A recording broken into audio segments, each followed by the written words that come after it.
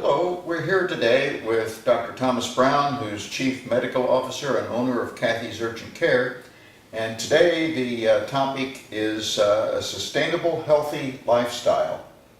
And I'd like to begin with a little personal story, if I might, because over the last few years I've lost almost 40 pounds. And that weight loss has been due primarily to diet, some exercise, and so forth, and it has resulted in a number of benefits. In addition to appearance, I've also noticed that my blood sugar levels dropped from a pre-diabetic level down into the normal range now. Blood pressure dropped from 156 over 80 something down into the 120 range. I have better mental alertness. I'm sleeping better. My sleep apnea subsided substantially. I could go on and on with that.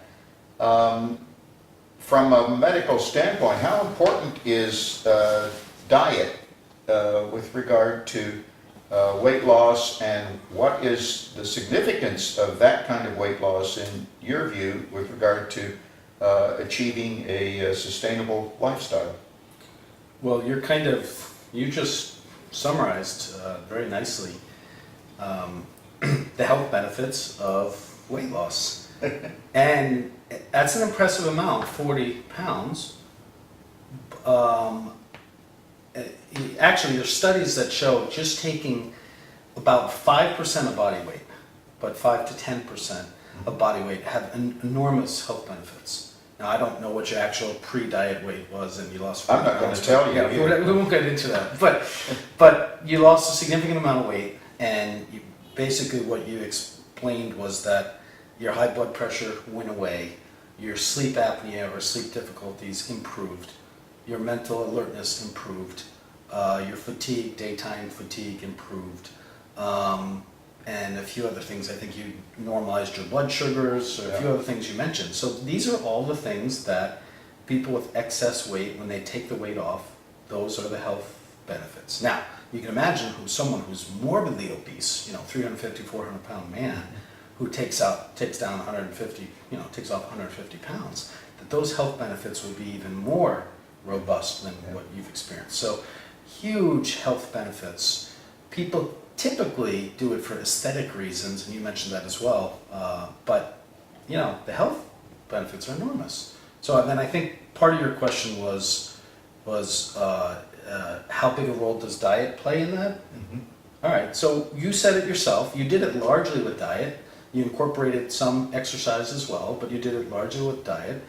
And this is I don't want to say controversial, but there's growing evidence that part of the obesity epidemic, and we've talked about this before, so I'll keep it brief, but in America at least is due to folks really overindulging. One, just large meals. Everything in America is large. Big houses, big cars, big meals. So you go out to eat and you have lunch for leftovers for 3 days. So that's just one thing, is portion control.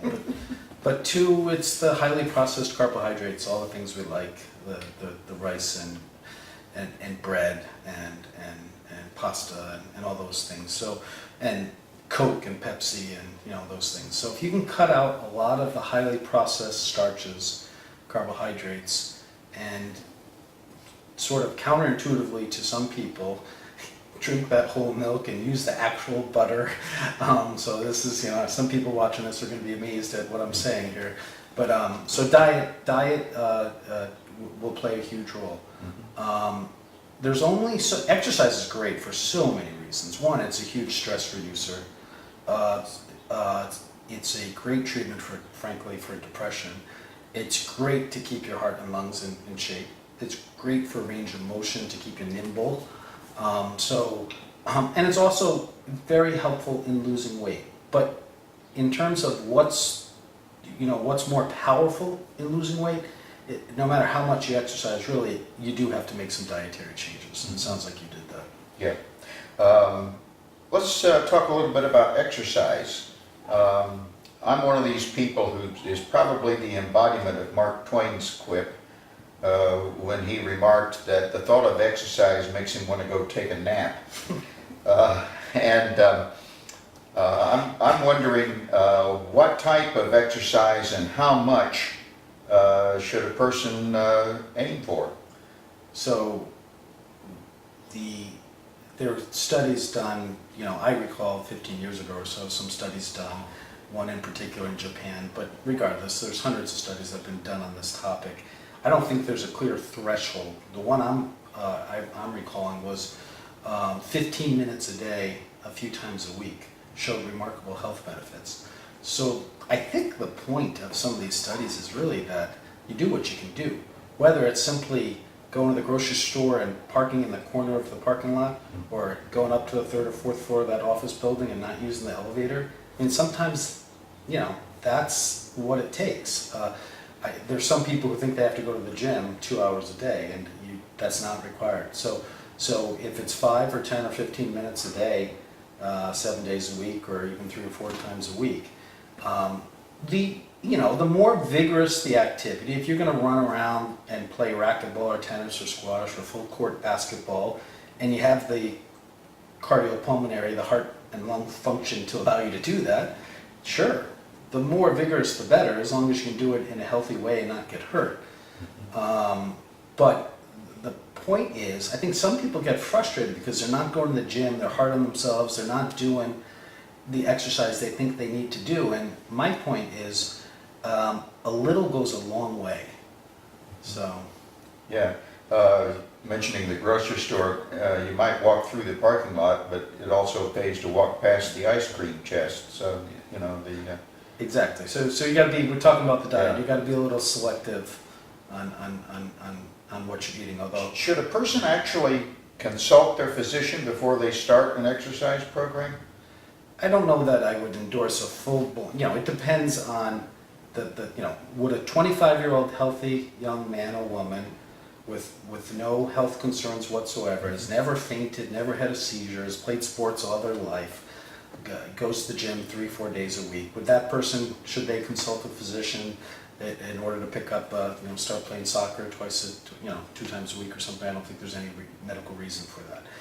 Should a 46-year-old professional who's out of shape, who's put on 40 pounds since college, who hasn't done anything vigorous in years, that might be worth a quick chat with the physician, EKG, talk about weight loss strategies, in addition to kind of clearing them for vigorous physical activity. So it depends. I think it really depends on the person, baseline condition.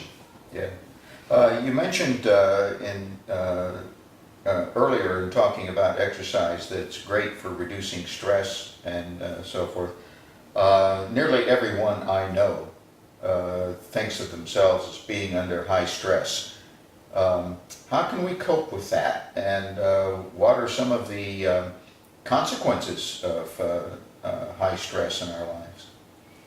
So when I was a teenager, I heard all the adults talking about stress, and I didn't understand. I mean, it just couldn't. And I have 2 girls right now, teenagers, who probably don't comprehend. Perhaps they get a little bit stressed when they have an assignment due for school the next day. But we live in a stressful society. Everyone's attached to iPads and iPhones and constantly working. Go out to dinner and you look at the average couple or family at the dinner table next to you, and they're doing emails and they're doing this, that, and the other thing. I turned my phone off specifically just so we could record this little conversation. So we live in a very stressful society right now, and technology, I think, is actually obviously where I was going, but is contributing to the stress level. It's making certain aspects of our life much more convenient. I talked about online banking and all these things, ordering things from Amazon, and Sure. some things are great, but it does add to our stress if we don't manage it.